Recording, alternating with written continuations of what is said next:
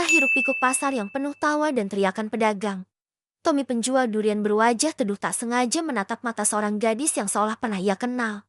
Namun tak bisa ia ingat. Ratu, putri satu-satunya dari Pak Surya, tersenyum. Cerah tanpa tahu bahwa lelaki yang menjajakan durian itu menyimpan rahasia kelam tentang siapa dirinya sebenarnya. Apakah takdir sedang mempertemukan cinta lama yang hilang, atau justru menggiring mereka menuju luka yang belum pulih? Halo semuanya, selamat datang di FTV. Ini adalah video yang tepat buat kamu yang mau cari tahu tentang cerita cinta hari ini. Sebelum menonton dan mendengarkan ceritanya, silahkan like, subscribe, dan share video ini. Bantu channel kami dengan subscribe agar teman-teman semua bisa melihat dan mendengarkan ceritanya.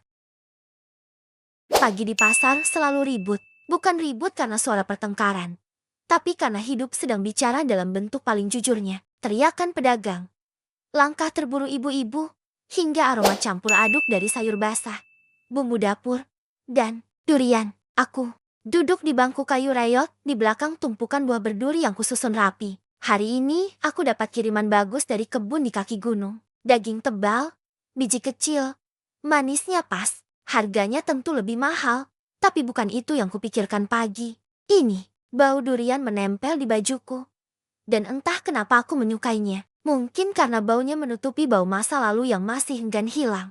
Bau luka, kehilangan, dan kenangan yang kubungkus rapi dalam diam. Mas, ini duriannya manis enggak? Suara nyaring itu memecah lamunanku. Aku menoleh. Seorang gadis berdiri di depan lapak, mengenakan kaos longgar dan celana kain, dengan rambut dikuncir asal. Wajahnya bulat, cerah, dan tanpa ragu ia menatapku seolah kami sudah kenal lama. Manis, Mbak, yang ini paling baru datang pagi tadi, jawabku, berusaha terdengar ramah. Dia jongkok di depan salah satu tumpukan durian, memelototi satu persatu, mengetuk-ngetuk, lalu mengerutkan dahi. Yang ini bunyinya kosong.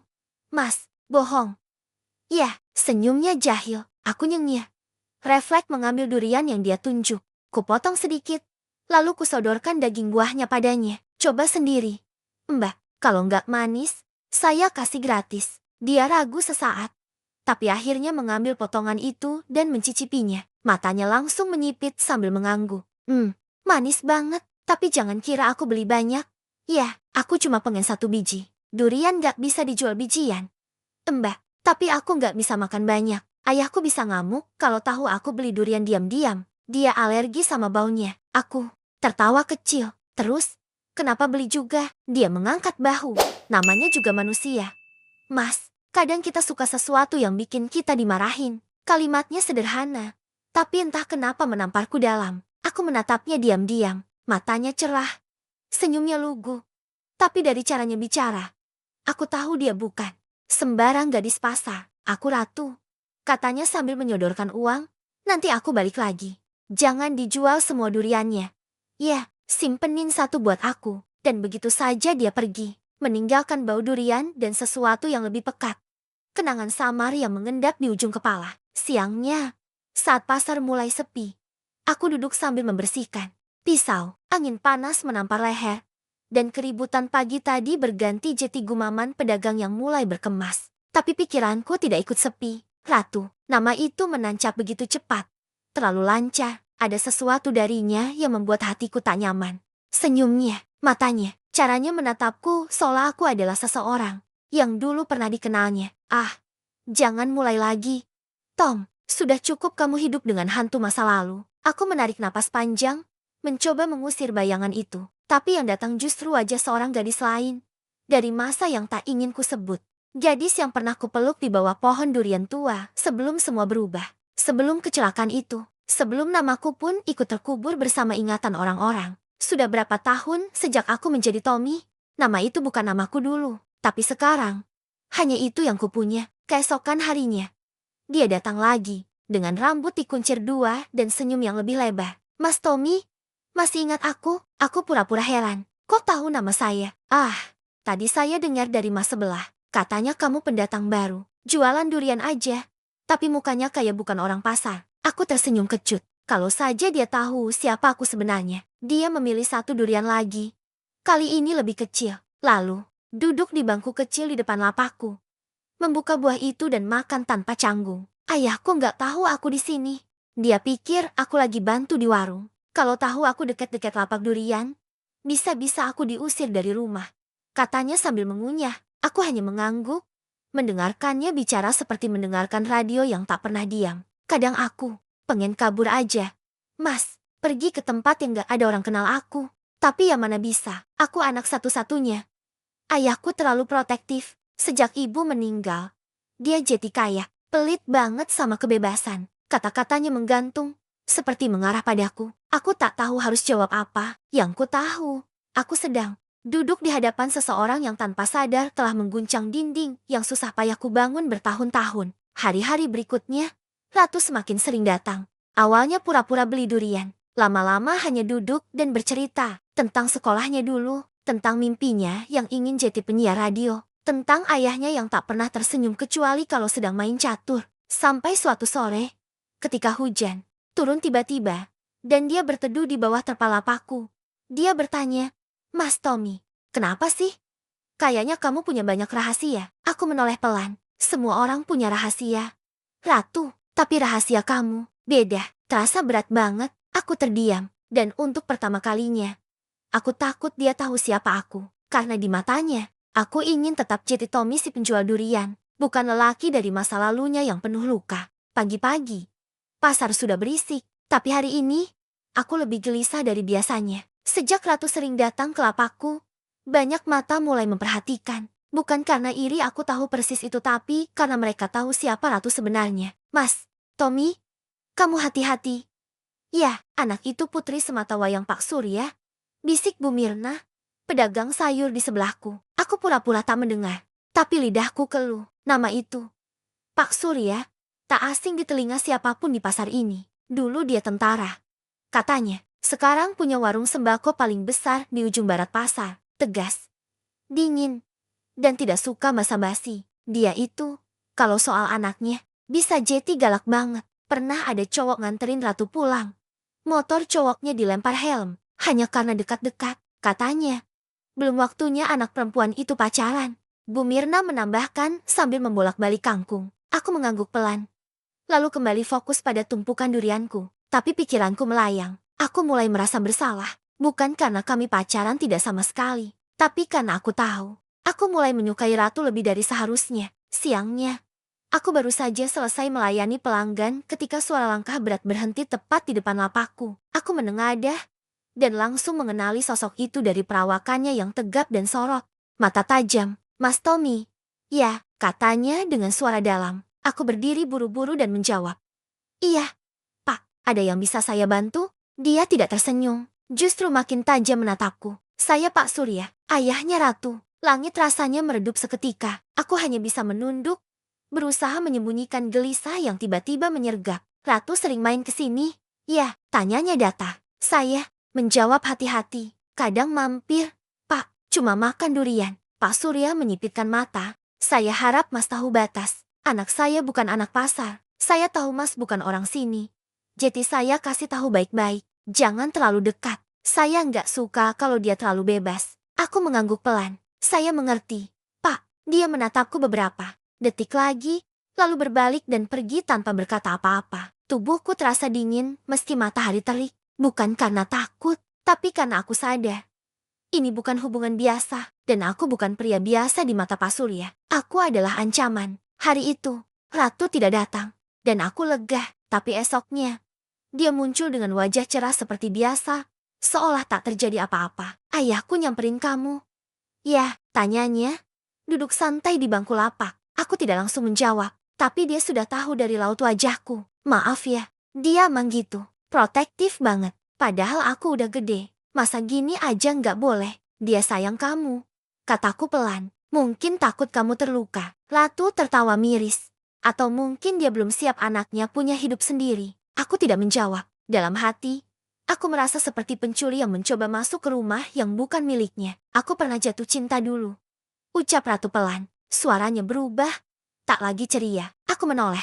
Laki-lakinya hilang. Nggak ada kabar. Aku masih kecil waktu itu. Tapi, rasa itu membekas. Kayak duri yang nggak bisa dicabut. Dadaku berdesir. Rasanya seperti ada batu yang dijatuhkan ke dalam telaga tenang. Riaknya menyebar, menghantam semua batas yang berusaha kujaga. Aku pernah mimpi soal dia. Wajahnya kabur, tapi rasanya nyata banget. Anehnya, aku selalu suka aroma durian sejak saat itu. Padahal dulunya aku benci banget. Aku tak bisa menahan tatapan. Dalam hati, aku tahu entah bagaimana. Entah sekuat apa aku menyangkal aku adalah laki-laki itu. Tapi Ratu belum tahu, dan aku belum siap. Beberapa hari kemudian, aku sengaja berangkat lebih pagi. Aku butuh waktu sendiri sebelum pasar ramai. Tapi nasib berkata lain. Saat aku tiba di lapak, sudah ada seseorang yang menungguku. Pak Surya, dia duduk di bangku daganganku. Tangan menyilang di dada. Masih ingat yang saya bilang? Tanyanya tanpa basa-basi. Aku mengangguk pelan. Kenapa anak saya masih kesini? Aku tak tahu harus jawab apa. Dia menatapku lama. Kamu tahu siapa saya? Aku mengangguk. Saya dengar-dengar. Bapak dulu tentara. Benar. Dan saya masih punya insting. Saya tahu Mas bukan sekadar pedagang durian. Jantungku berhenti berdetak sejenak. Apa maksud Bapak? Dia tidak menjawab langsung. Hanya berkata, saya akan cari tahu. Dan kalau saya menemukan sesuatu yang tidak beres, saya sendiri yang akan menyingkirkan Mas dari kota ini. Setelah itu, dia pergi. Langkahnya mantap, tidak terburu-buru. Seperti seseorang yang yakin dia akan menang. Hari itu, aku hanya menjual 2 buah durian. Tapi rasanya seperti mengangkat gunung. Tubuhku lelah, kepalaku penuh. Aku sadar, semakin lama aku di sini, semakin besar risikonya. Tapi bagaimana bisa aku pergi ketika hati ini sudah tertinggal di mata seorang gadis yang dulu sempat memanggilku Cinta? Aku bukan siapa-siapa sekarang, hanya Tommy, penjual durian. Tapi di balik nama itu, masih ada aku laki-laki yang pernah berjanji akan selalu menjaga Ratu. Dan janji itu belum pernah aku ingkari. Ada jarak baru di antara kami sejak pertemuan terakhirku dengan Pak Surya. Ratu masih datang ke lapak, masih duduk di bangku kayu yang sama, masih menyantap durian dengan wajah puas seperti anak kecil yang curi-curi jajan. Tapi tatapanku kini lebih hati-hati dan kata-kataku lebih pendek dari biasanya. Mas, kamu kenapa? Tanyanya sambil mengunyah daging durian. Aku tersenyum kecil. Enggak apa-apa, padahal jelas semuanya tidak baik-baik saja. Aku takut, bukan hanya karena ancaman Pak Surya, tapi karena hatiku mulai tumbuh liar. Dan ketika hati tumbuh tanpa izin, dia bisa berubah jadi pohon berduri tajam dan menyakitkan siapapun yang mendekat. Suatu sore, hujan turun deras. Lapak-lapak pasar berguguran satu persatu. Para pedagang pulang lebih cepat. Tapi aku bertahan. Bukan demi dagangan. Aku hanya berharap. Dan harapanku terkabul. Ratu muncul, berlari kecil dengan jas hujan plastik bening yang robek di pundak. Rambutnya lepek, tapi senyumnya masih sama. Cerah. Mas, aku numpang berteduh ya di warung tadi. Penuh. Aku mengangguk dan mempersilahkan. Dia duduk di bangku kayu, merapatkan jaket, lalu memandang keluar. Hujan tuh aneh. Ya, katanya tiba-tiba. Kadang bikin sedih, tapi kadang bikin tenang. Tergantung kenangan siapa yang ke bawah. Aku menoleh. Kamu kesini nyari kenangan. Bisa Jetty. Kenangan sama siapa? Dia menatapku. Lama, serius. Aku nggak tahu. Tapi hatiku selalu berat setiap aku duduk di sini. Kayak pernah kehilangan sesuatu, tapi lupa bentuknya. Aku diam. Kata-katanya seperti anak panah yang menancap tepat ke bagian hatiku yang sudah mulai bernapas. Mas Tommy, katanya pelan, kalau kamu pernah kehilangan orang yang kamu cintai, apa yang kamu lakuin? Aku butuh beberapa detik untuk menjawab. Aku berusaha mengingatnya, tapi lama-lama aku sadar. Kenangan itu bisa berubah jadi beban kalau dipeluk terlalu lama. Dia mengangguk pelan, tapi aku nggak bisa lepas. Kayaknya aku belum selesai sama perasaanku. Aku menatapnya. Dia tidak tahu bahwa orang yang membuatnya belum selesai itu sedang duduk di hadapannya. Malam itu, aku tidak langsung pulang ke kontrakan. Aku naik motor ke jalan sepi di pinggiran kota. Di sana, di bawah pohon durian tua yang tumbuh liar, aku berhenti. Tempat ini pernah jadi saksi. Dulu, aku dan seorang gadis sering duduk di sini, bicara tentang masa depan, tentang sekolah, tentang mimpi, tentang cinta. Dan gadis itu adalah Ratu. Dulu, aku bukan Tommy, namaku Rangga. Aku pacarnya saat kami masih sekolah. Sampai suatu hari, motor kami ditabrak truk ketika pulang dari lomba baca puisi. Aku koma, lalu hilang. Keluargaku mengira aku mati. Aku terbangun di rumah sakit daerah yang jauh dari kota. Aku bahkan lupa namaku. Sampai perlahan-lahan, ingatan itu kembali. Tapi ketika aku pulang, Semua sudah berubah. Ratu tak lagi mencariku. Keluarga anggap aku hantu masa lalu. Lalu aku memilih pergi, membuat nama baru, memulai ulang hidup. Dan kini, takdir mempertemukanku lagi dengan ratu. Tapi aku takut. Takut dia benci aku. Takut dia marah karena aku tak pernah kembali. Takut dia tak bisa mencintaiku lagi dalam wujudku yang sekarang. Beberapa hari kemudian, ratu datang dengan ekspresi berbeda. Dia tak langsung duduk, tak memesan durian. Hanya berdiri dan menatapku. Mas, katanya, kamu pernah sekolah di SMA Citra Abadi? Enggak, pertanyaannya membuatku beku seketika. Aku mimpi aneh semalam. Aku lihat kamu, tapi bukan kamu. Kamu manggil aku dengan nama yang sudah lama enggak kupikirin lagi. Ratuku, cuma satu orang yang pernah bilang itu ke aku. Aku menahan napas. Rangga, bisiknya, dadaku sesak. Aku tahu. Ini waktunya, tapi sebelum aku bisa menjawab, suara berat memotong suasana dari belakang kami. Ratu, pulang sekarang. Pak Surya berdiri di seberang lapak. Wajahnya merah, matanya marah. Ratu menoleh cepat. Aku ikut berdiri. Tapi Pak Surya lebih dulu datang dan menarik tangan Ratu. Kamu dilarang ke sini lagi. Ayah, tunggu pulang. Aku mencoba bicara. Pak, biar saya jelaskan. Diam, bentaknya. Kamu pikir saya nggak tahu siapa kamu? Rangga, anak yang dulu bikin anak saya nangis bertahun-tahun. Aku terdiam. Tidak ada yang bisa kubantah. Pak Surya menatapku tajam. Kamu hilang bertahun-tahun, lalu datang-datang jadi orang lain. Kamu kira cinta itu mainan? Kamu kira perasaan anak saya bisa kamu genggam seenaknya? Aku menunduk. Aku tak bisa menyangka. Tinggalkan pasar ini, atau kamu akan saya buat menyesal telah kembali. Ia lalu menarik Ratu pergi. Tapi sebelum tubuhnya menjauh, Ratu menoleh ke arahku dengan mata berkaca-kaca. Rangga, itu benar kamu? Aku tak menjawab. Tapi air mataku sendiri sudah menjawab semuanya. Malam itu, aku tak tidur. Hujan turun, angin mengguncang genteng kontrakan. Dan pikiranku penuh dengan suara Ratu, suaranya dulu, suaranya tadi, suaranya saat berkata, Rangga, itu benar kamu. Dan aku sadar, aku tidak bisa lari lagi. Aku harus memilih. Tetap hidup sebagai bayang-bayang, atau maju sebagai diriku sendiri, meski itu berarti harus melawan segalanya, termasuk dendam Pak Surya dan ketakutan Ratu. Sejak hari itu, Ratu tak pernah lagi muncul di lapakku. Bangku kayu yang biasa ia duduki kini kosong. Rasanya seperti mendengar lagu yang biasa menenangkan hati. Tapi kini hanya sunyi yang tinggal menggema. Aku mencoba tetap jualan seperti biasa. Menata durian, menyapa pelanggan, tersenyum sopan. Tapi di balik senyum itu, ada luka yang belum sempat ditutup, luka yang bernama Ratu. Dan nama itu mulai memanggilku lagi dalam tidur, dalam diam, dalam setiap hembusan angin sore. Rangga, nama yang sudah lama kutinggalkan. Nama yang kini kembali hidup karena dia mengingatkannya. Suatu malam, aku duduk sendiri di kontrakan kecilku. Lampu redup. Suara motor berlalu lalang terdengar dari luar. Di atas meja, ada foto kecil yang sudah mulai pudar. Foto itu dulu kusimpan saat aku masih di rumah sakit, tanpa tahu siapa aku sebenarnya. Di foto itu, ada aku dan Ratu, duduk di bawah pohon durian. Kami masih muda. Aku mengenakan jaket hitam kesayangan, dan dia mengenakan seragam putih abu-abu dengan pita kecil di kerahnya. Aku menatap foto itu lama. Aku ini siapa? Sebenarnya, gumamku. Aku ingin pergi ke rumah Ratu malam itu juga, menjelaskan semuanya. Tapi aku tahu, setelah apa yang terjadi, itu hanya akan memperkeruh keadaan. Pak Surya jelas tak akan membiarkanku mendekat.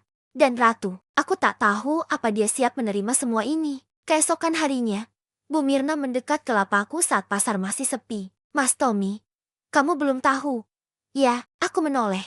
Heran, Ratu dibawa pindah keluar kota. Katanya mulai minggu depan udah nggak tinggal di sini. Dunia seperti berhenti berputar. Napasku tercekat. Pak Surya dapat mutasi tugas, katanya. Tapi orang-orang bilang itu cuma alasan. Dia cuma pengen jauh dari kamu. Aku tak bisa berkata apa-apa. Tubuhku duduk lemas di bangku lapak. Suara pasar lenyap. Matahari seperti jatuh ke dadaku, membakar semua harap yang belum sempat tumbuh sempurna. Beberapa hari kemudian, aku menemukan secari kertas di sela-sela bangku kayu tempat Ratu biasa duduk. Kertas itu terlipat rapi, dan ada namaku tertulis di sudutnya.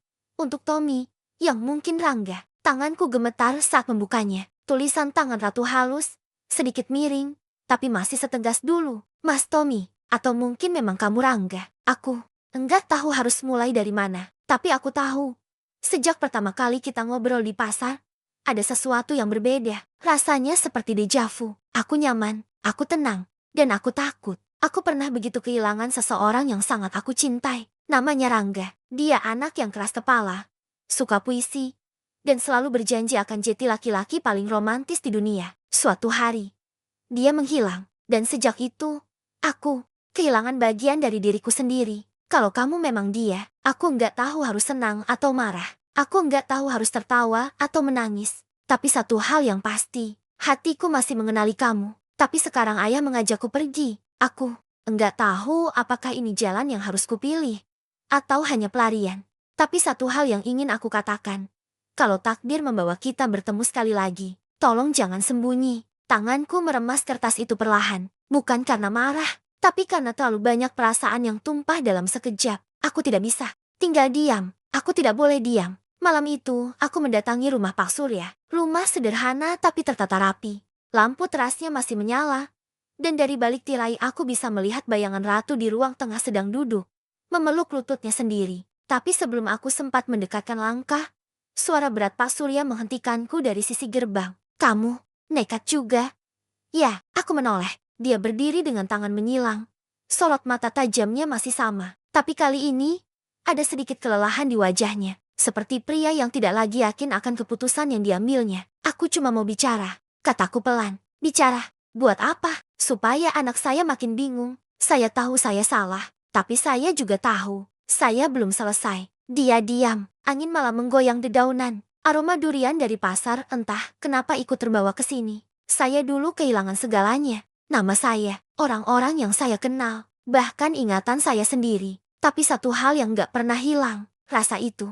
Rasa yang sama ketika saya lihat ratu duduk di lapak saya, makan durian sambil ngomel-ngomel soal bijinya yang terlalu besar. Pak Surya menarik napas panjang. Kamu tahu kenapa saya begitu marah? Aku menatapnya, menunggu jawabannya. Karena dulu ratu hampir ikut mati waktu kamu kecelakaan. Dia trauma berat. Berbulan-bulan gak mau bicara sama siapapun. Dan waktu dia akhirnya bisa tersenyum lagi, aku bersumpah, gak akan kubiarkan siapapun menyakitinya lagi termasuk kamu. Aku menunduk, tapi aku juga lihat, dia bahagia waktu bersamamu. Bahagia yang sudah lama gak kutemui. Pak Surya menatapku lama, lalu dia membuka gerbang dan berkata pelan, besok pagi kami pergi. Kalau kamu benar-benar laki-laki yang pernah janji akan jaga dia, temui dia malam ini. Tapi jangan buat dia menangis lagi. Lalu dia masuk dan meninggalkanku. Di depan pintu, aku mengetuk pelan. Pintu dibuka, dan di hadapanku, ratu berdiri. Matanya membengkak. Tapi ketika melihatku, bibirnya bergetar. Rangga, aku mengangguk. Perlahan, dia tidak langsung memeluk, tidak juga marah. Tapi matanya mengalirkan jawaban yang tak butuh kata. Kami duduk di teras, hanya berdua. Tidak ada pelukan, tidak ada ciuman, hanya diam. Tapi diam yang penuh kata. Aku takut, katanya pelan. Aku juga. Jawabku, kalau aku pergi, kamu akan mencariku lagi? Aku gak akan berhenti. Dia tersenyum kecil. Mungkin kita gak bisa bareng sekarang, tapi mungkin suatu saat. Aku menggenggam tangannya. Aku akan tunggu hari itu, di bawah pohon durian. Seperti dulu. Pagi itu pasar terasa hampa. Lapakku tetap berdiri, durian tetap kupajang. Tapi dunia terasa kehilangan warna. Bangku kecil yang biasa diduduki ratu tetap di tempatnya. Hanya saja kini ia seperti bayangan masa lalu diam, sepi, dan penuh kenangan. Yang menyesakan, ratu benar-benar pergi. Pak Surya memenuhi janjinya. Mereka pindah kota, dan aku ditinggalkan sekali lagi.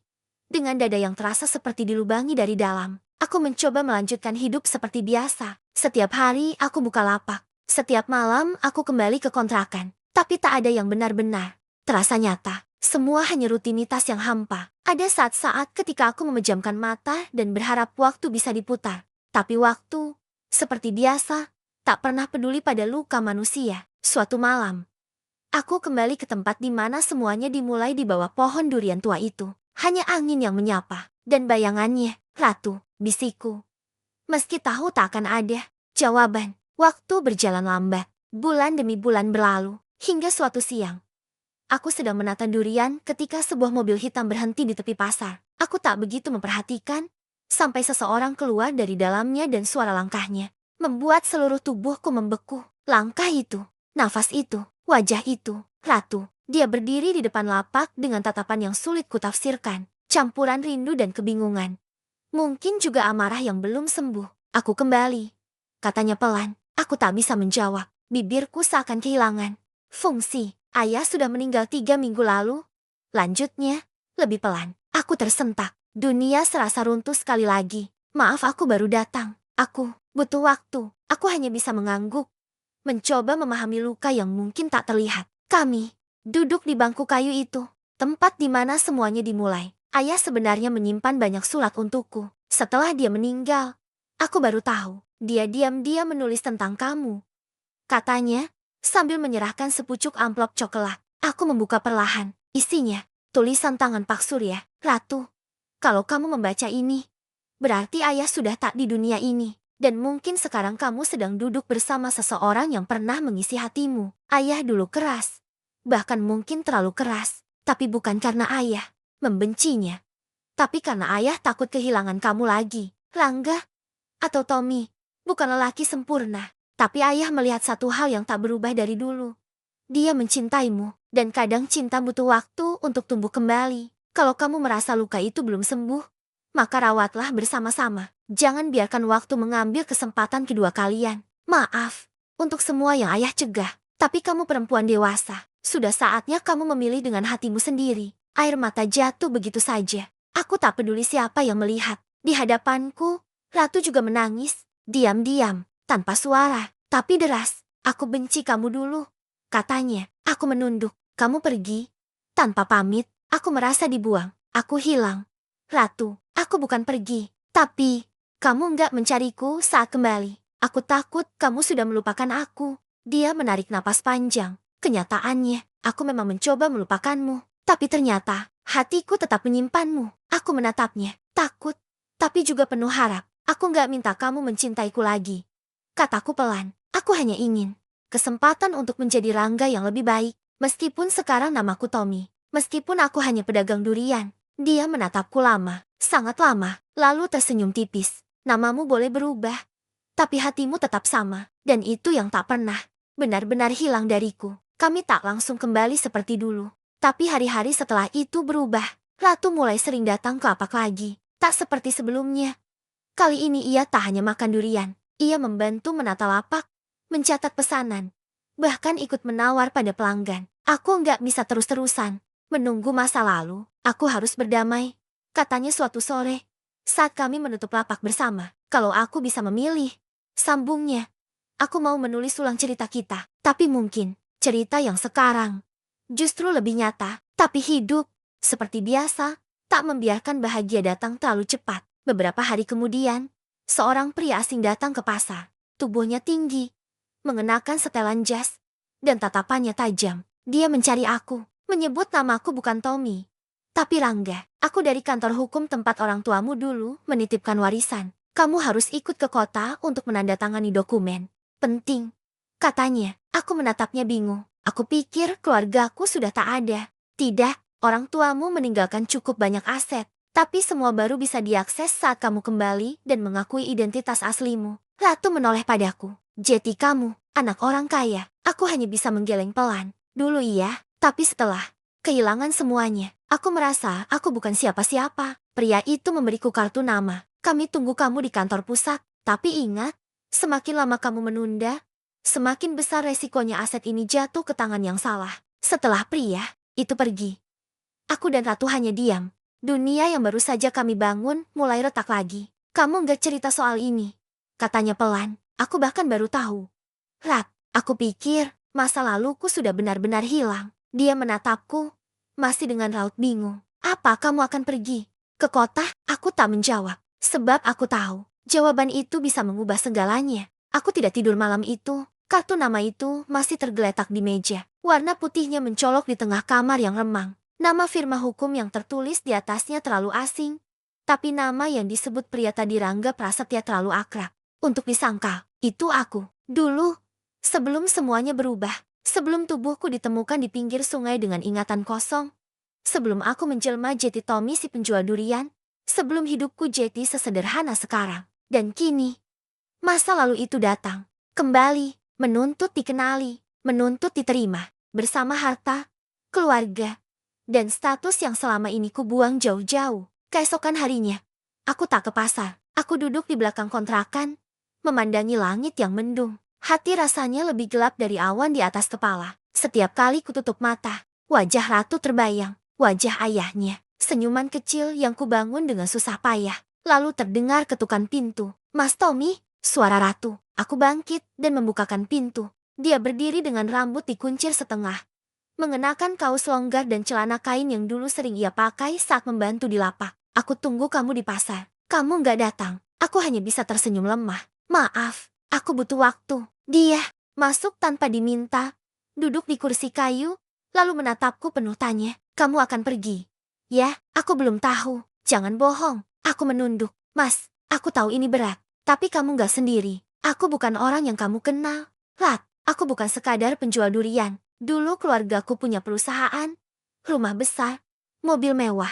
Dunia yang bertolak belakang dari sini. Lalu kenapa kamu pilih tinggal di sini selama ini? Karena aku merasa damai. Aku merasa bisa jati diriku sendiri. Dia terdiam, lama, lalu berkata pelan. Dan kalau kamu kembali ke sana, apa kamu masih bisa jati dirimu sendiri? Pertanyaan itu seperti menghantam dada. Aku nggak tahu.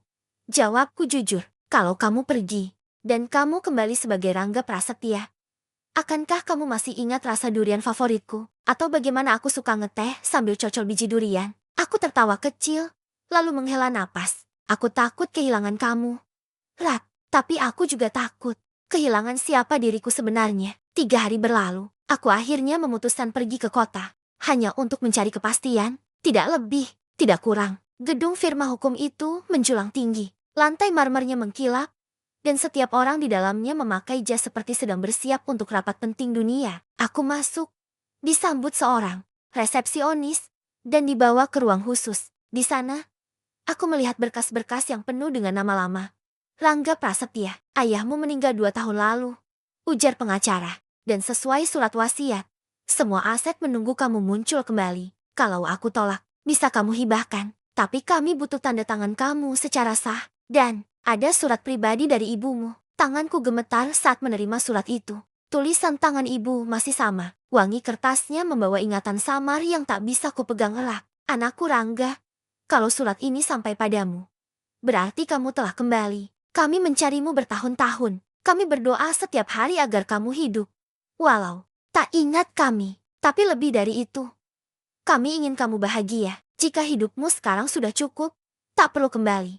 Tapi jika ada sesuatu yang harus kamu tutup dengan tenang, maka selesaikanlah. Harta ini bukan untuk membelimu kembali, tapi untuk memberimu pilihan. Kami mencintaimu, dalam bentuk apapun kamu kini. Mataku basah, suara dalam ruangan hilang. Hanya surat itu yang bicara. Aku kembali ke kota kecil tempat pasar itu berada. Tapi ada yang berbeda, sangat berbeda. Lapakku ditutup sementara, dan dari bisik-bisik tetangga, aku tahu Ratu pergi. Ia meninggalkan pesan padaku lewat Bu Mirna, tetangga dekatnya. Mas Tommy, kamu pernah bilang akan tunggu aku di bawah pohon durian.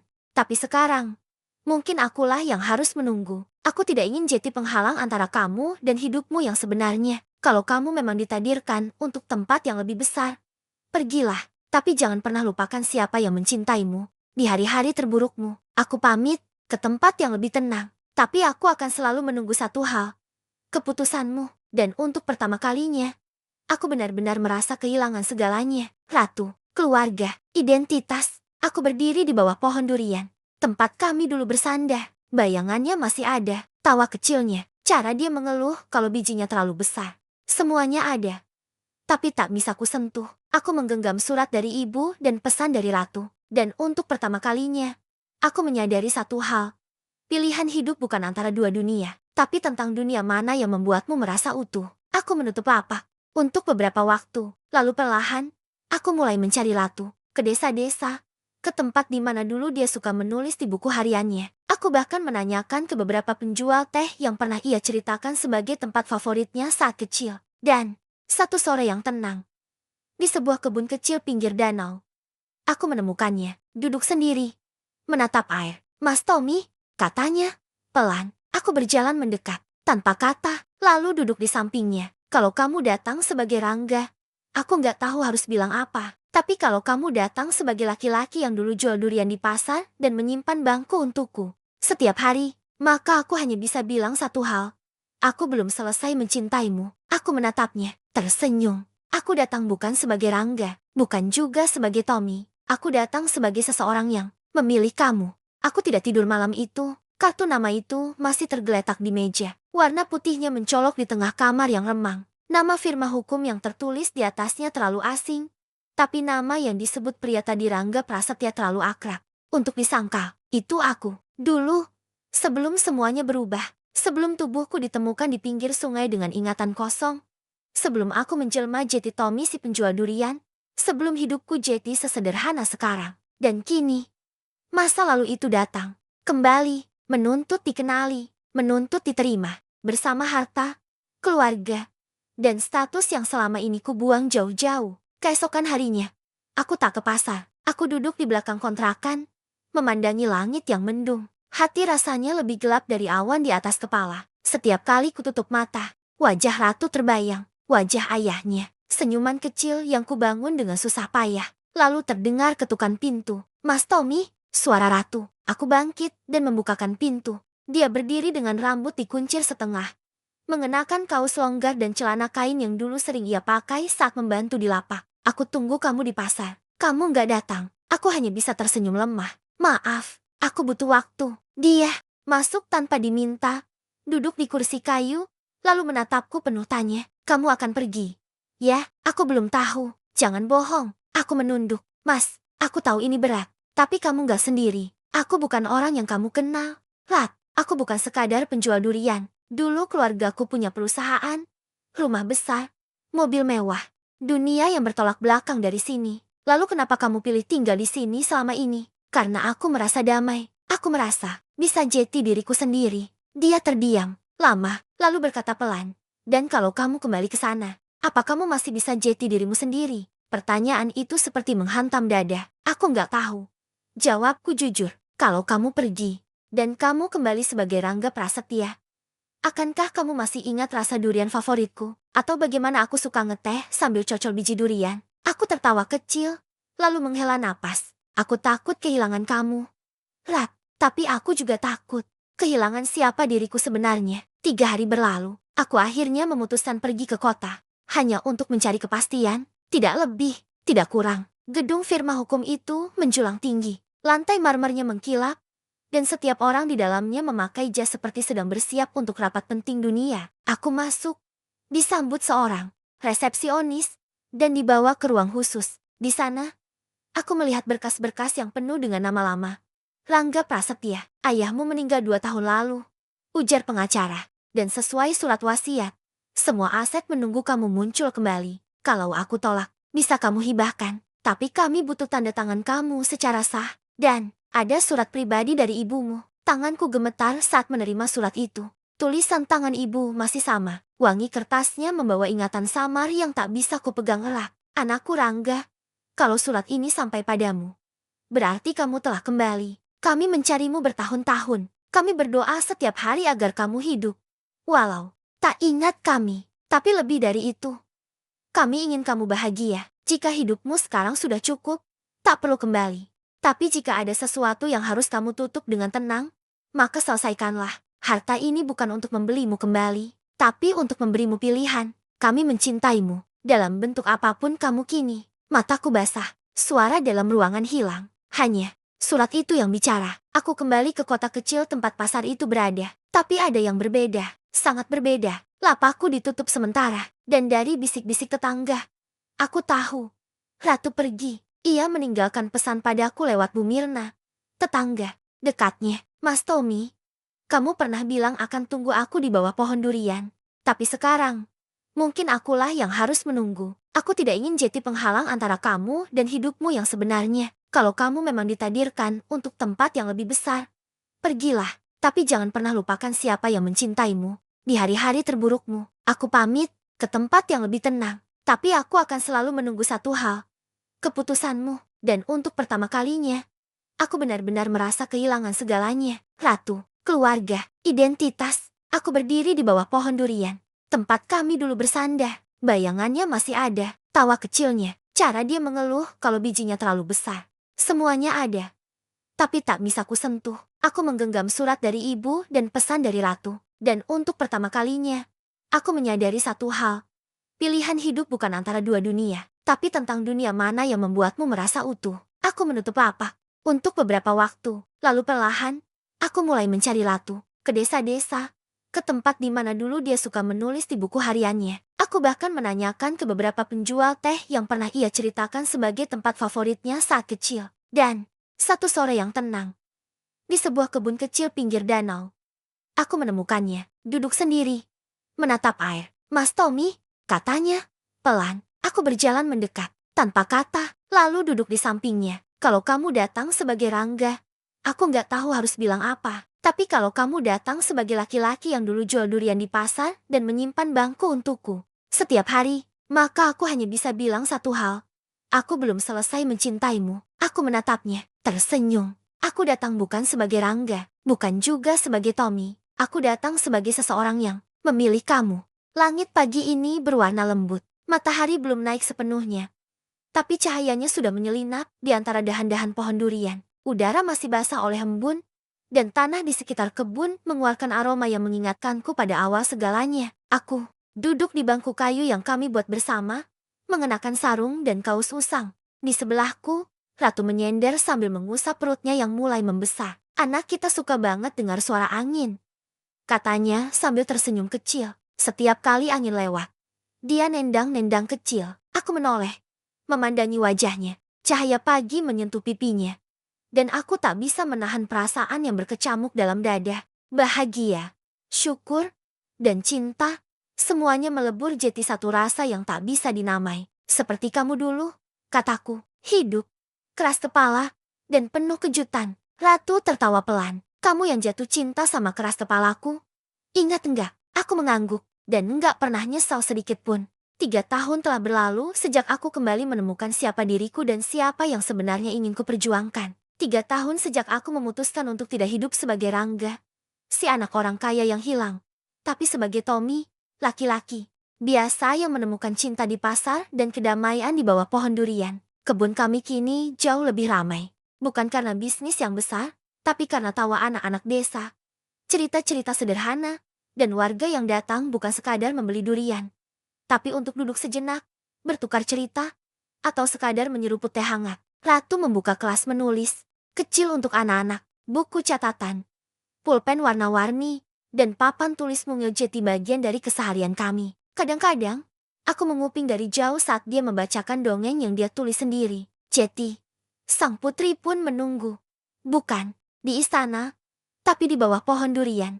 Tempat cinta sejatinya akhirnya pulang. Anak-anak bersorak. Aku tersenyum di balik tumpukan durian. Ibu masih sering datang, membawa kue buatannya dan cerita-cerita masa lalu yang kini terasa lebih hangat daripada menyakitkan. Kadang, kami bicara soal ayah tentang harapan-harapannya, kesalahan-kesalahannya, dan tentang betapa hidup bisa memberi pelajaran paling penting lewat kehilangan. Ia akan bangga padamu, kata ibu suatu hari. Aku hanya tersenyum.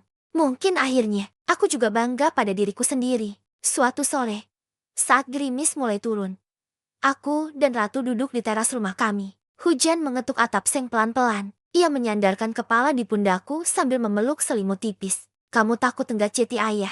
Tanyanya tiba-tiba. Aku menatap ke kejauhan, ke arah ladang yang basah dan langit yang menggelap perlahan. Aku takut, tapi lebih takut kehilangan kesempatan buat mencintai anak kita seperti aku mencintaimu. Ia terdiam, lalu menggenggam tanganku.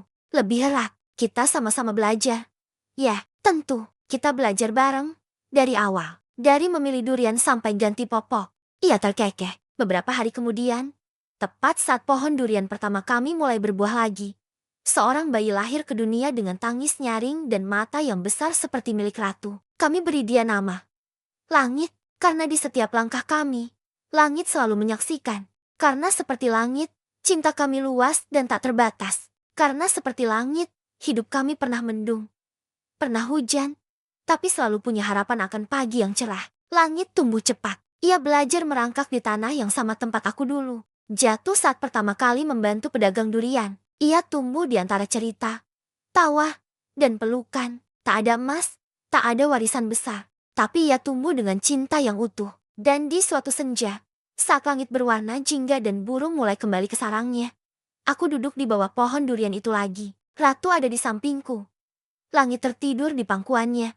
Dan suara alam mengisi ruang di antara kami. Aku dulu berpikir, bahagia itu soal punya banyak. Kataku pelan. Ternyata, bahagia itu soal punya cukup. Dan tahu dengan siapa kamu mau menjalaninya. Ratu menatapku. Matanya berkaca. Kamu cukup buatku, Mas. Dari awal sampai akhir, aku mencium keningnya. Lama, menatap pohon yang telah menyaksikan seluruh perjalanan kami. Dari pertemuan yang tak disengaja, kebohongan identitas, pengakuan masa lalu, luka, perpisahan, hingga akhirnya pilihan untuk bersama. Dan di bawah pohon durian yang sama, aku tahu, aku telah pulang.